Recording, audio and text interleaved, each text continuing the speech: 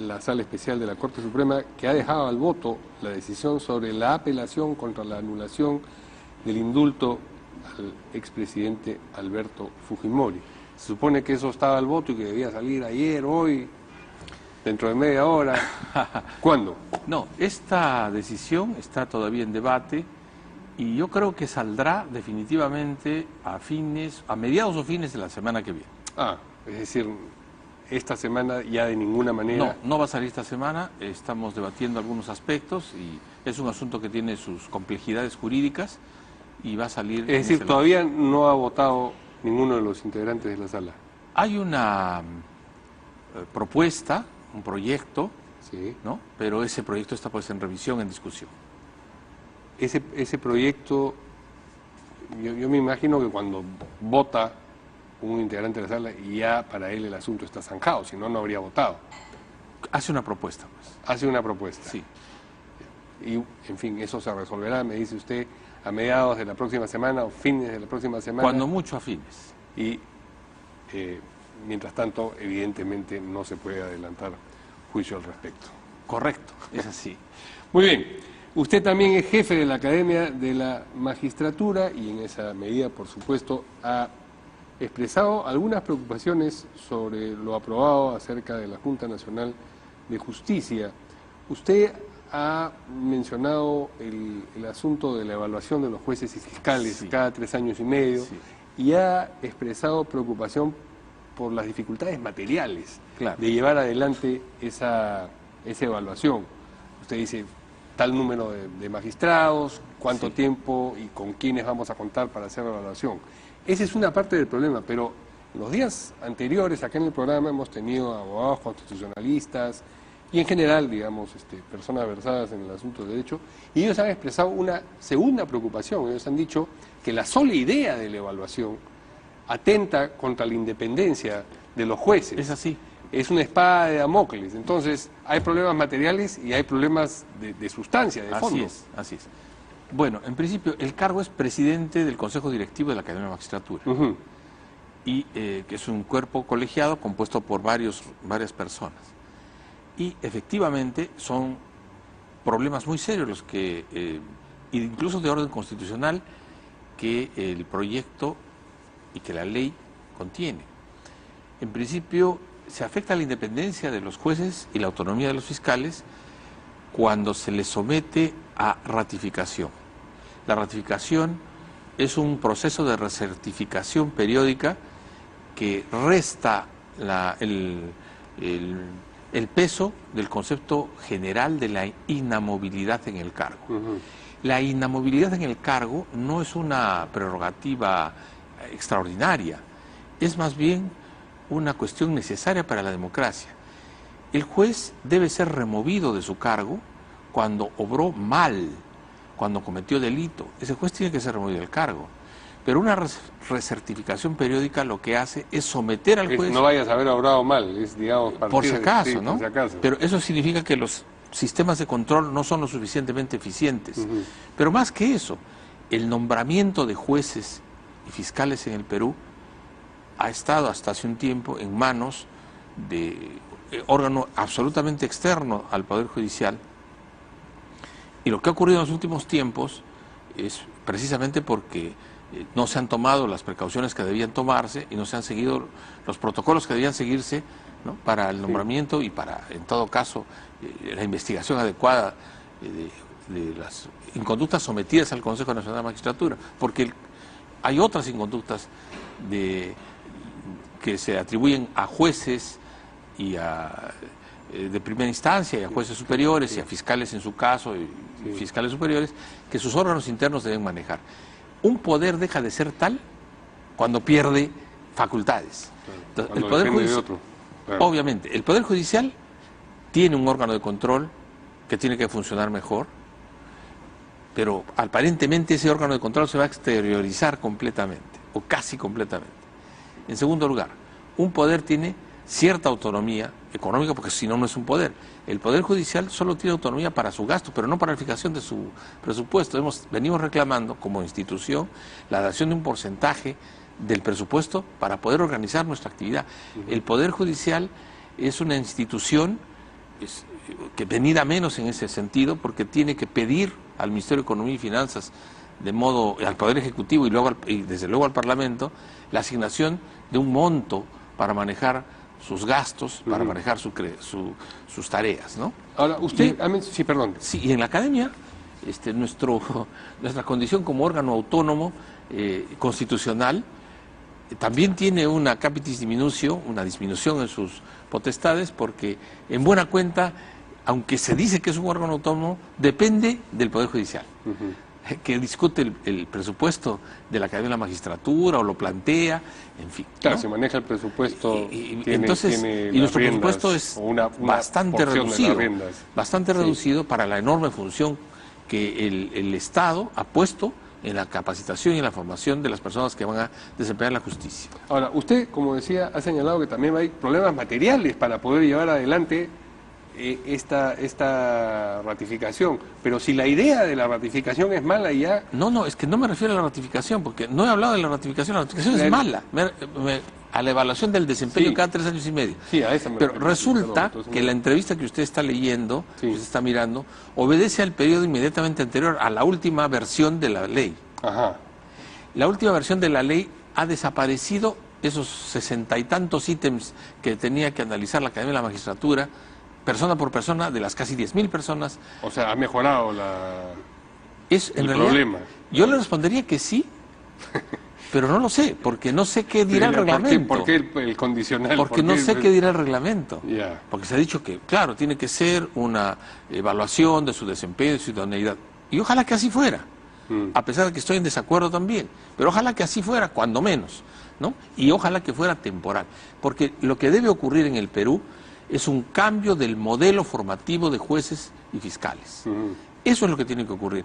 Y lamentablemente en la ley, por la forma como se dice que la JNJ nombrará a los jueces y a los fiscales, no se ha previsto esta posibilidad, que venimos manejándola y difundiéndola hace buen tiempo, desde el año pasado, fines del año pasado, en el Congreso, cada vez que nos han invitado a hablar de una formación de los aspirantes a jueces y fiscales de por lo menos 2 años, a la usanza de la Escuela de la Judicatura Española, a la usanza de la Escuela de Santo Domingo, que ha copiado el modelo español, o a la usanza de la Escuela de la Magistratura de Francia y de la Escuela Ecuatoriana, que ha copiado el modelo, que ya no son 2 años, sino son 31 meses. O sea, la idea es llevar a cabo un proceso formativo de largo aliento, escolarizado, presencial y además subvencionado. Los que son aptos para seguir los estudios de juez y fiscal van a ser, o deberían ser, como ocurre en Europa, en los países que he señalado, deberían ser bonificados o becados, mejor aún, becados para poder seguir los estudios con tranquilidad, que no estén ocupados en atender su manutención inmediata y que podamos traer de Yurimaguas, de Azángaro, de Huancavelica, de las zonas aparentemente muy distantes, a gente capaz, a gente que pueda ser un buen juez, un buen fiscal, que hoy no pueden venir a hacer no podrían venir a un estudio escolarizado porque tendrían que dejar de trabajar. Tendrían que efectivamente dejar su ocupación y no podrían hacerlo porque tienen que estudiar. Entonces, 1 año de formación académica no universitaria, porque no vamos a repetir los cursos de la universidad, sino específica para la función que va a cumplir. Para la función.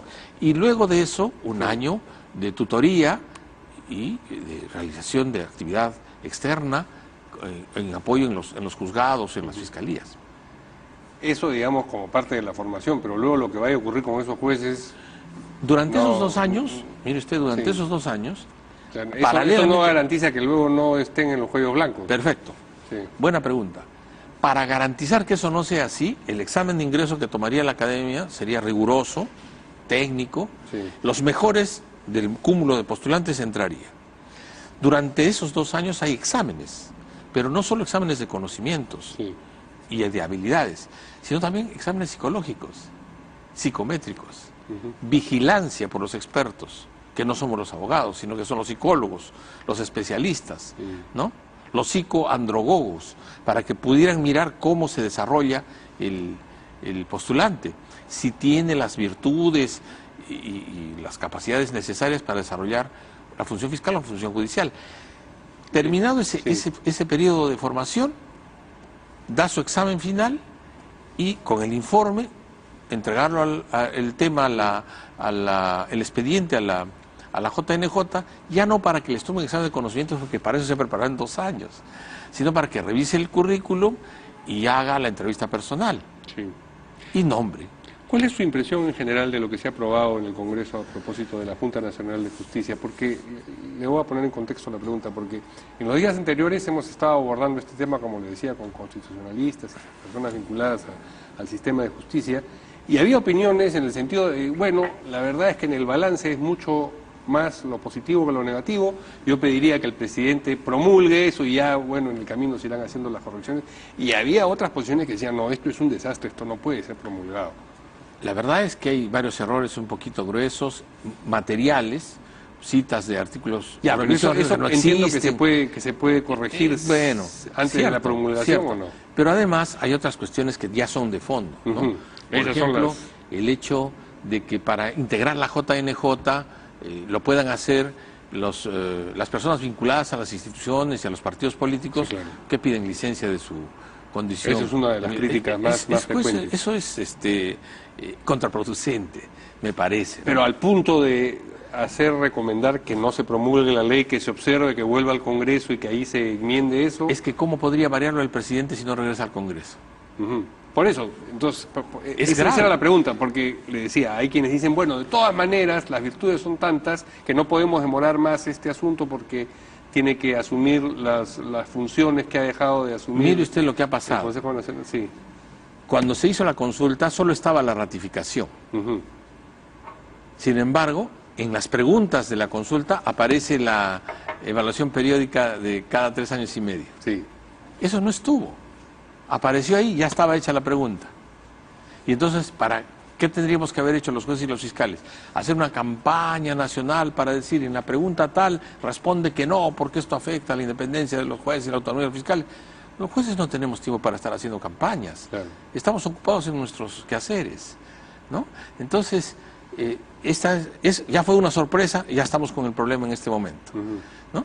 Creo que además de ese tema de carácter de afiliaciones políticas, sí, está también el tema de que la academia está ciertamente equiparada en la ley como una entidad no universitaria o universitaria que pudiera dar apoyo a la JNJ en temas académicos.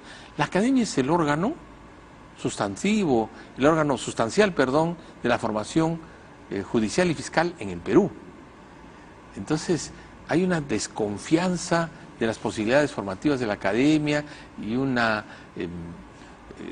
colocación en el segundo o en el tercer plano a la academia que es un órgano constitucional. Y entonces tendría la academia de la magistratura que estar al lado de algunas entidades académicas ciertamente, pero que no tienen ese rango, ¿no? Y la academia no tiene personal permanente de profesores, la academia convoca profesores, y convoca profesores de buen nivel. Que pueden ser los de esas universidades. Por supuesto, es la academia la que hace ese tema, ¿no? La convoca. Entonces no es una entidad solo de apoyo, sino que es la que debe estar encargada de esa materia. Y en cuanto a la cuestión de las pruebas de confianza, las denominadas pruebas de confianza, no estaban ni están en la parte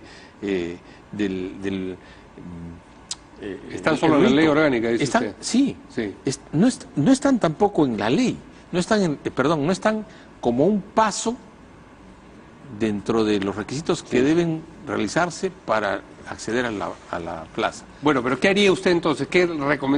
Si el presidente le dijera, bueno, ¿qué me aconseja usted, doctor Salas? ¿Promulgo o no promulgo? Yo tendría que recomendarle que corrigiera, que remitiera para que o sea, que la observase que regresara esto al Congreso y que ahí ¿para qué trabajar con una cuestión que no está bien?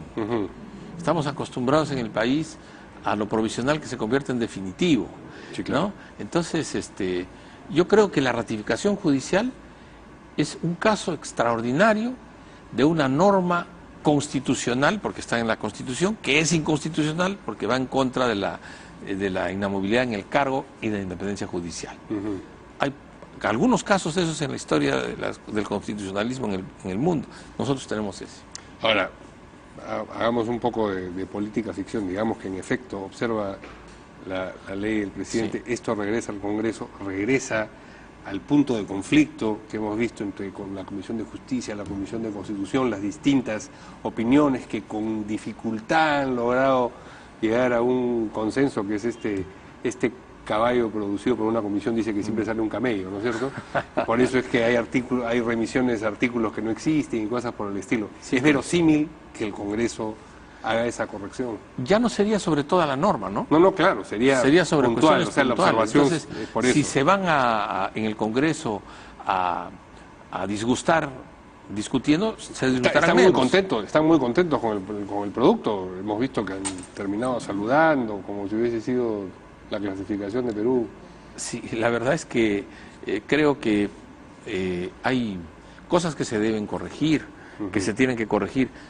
Hay un asunto también que le compete directamente a la academia, a los profesores de la academia, ¿no? Sí. Porque prohíbe el desempeño de cargo público, excepto a la docencia, pero en otro momento señala que no pueden formar parte de la JNJ quienes han sido profesores de las instituciones vinculadas a la educación, etcétera. De modo que es una inconsistencia que tiene que corregirse.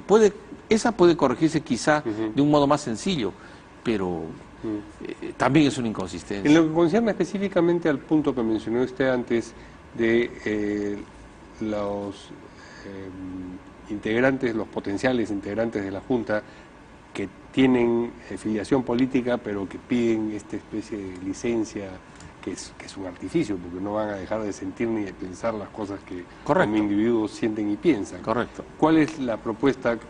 ¿Cómo, digamos, enfrentaría usted el asunto idealmente? Que no tengan filiación ni hayan tenido en últimos. Y finalmente, porque eso se les pide a los jueces. Claro, si tuvieron filiación alguna vez, que estén separados de la filiación en tiempo suficiente, acreditado, como para señalar. ¿Qué es tiempo suficiente? ¿10 años? Eso. 10 años. Sí. Sí, yo creo, porque es el riesgo de volver otra vez a lo mismo puede estar presente. Es altamente factible. Yo le digo por qué. El poder político siempre quiere, de alguna forma, tener de su lado al Poder Judicial. Claro, y al Ministerio Público. Repasemos la historia de los últimos 20 años claro. para no ir más atrás. Una especie de excrescencia que brota. Entonces, en el Ejecutivo y en el Legislativo también. Así es. Entonces, mantenerse alejado del poder político es una tarea permanente de los jueces. Porque si la independencia se llega a afectar, entonces quienes van a administrar justicia o impartir justicia no son los jueces, sino los partidos políticos. Entonces, pero imagina usted al Congreso corrigiendo eso, el Congreso donde están presentes todas estas fuerzas políticas de las que tienen que estar, digamos, purificados los potenciales candidatos a la Junta Nacional de Justicia, van a decir, sí, efectivamente, estar vinculados a nosotros es un problema. Yo creo que algunos de los integrantes del Congreso son claros en esa materia, pero quien tiene que estar clara completamente de los efectos que tiene el no alejarse de lo político, el no alejar a jueces y fiscales de lo político, es la colectividad, es el pueblo. Es el pueblo el que tiene que exigir jueces que no tengan vinculación política. No digo que no tengan ideas políticas, porque no hay persona que no tenga una idea política, ¿no? Claro. ¿Cómo organizar la polis? ¿Cómo organizar la Uno, sociedad? y dos, habría que decir que los jueces no votan, por ejemplo, ¿no? Que no van a votar. Prohibirles a los jueces, que eso es una barbaridad, ¿no? Entonces, pero tener militancia política y actividad política es otra cosa muy distinta, ¿no? Yo creo que debería mantenerse separado el tema jurisdiccional del tema político en todas las formas posibles. Muy bien, yo le agradezco al juez magistrado Jorge Salas Arenas su presencia aquí en el programa. Le invito a que me acompañe porque todavía vamos a compartir con los televidentes nuestra sección Así es la nuez.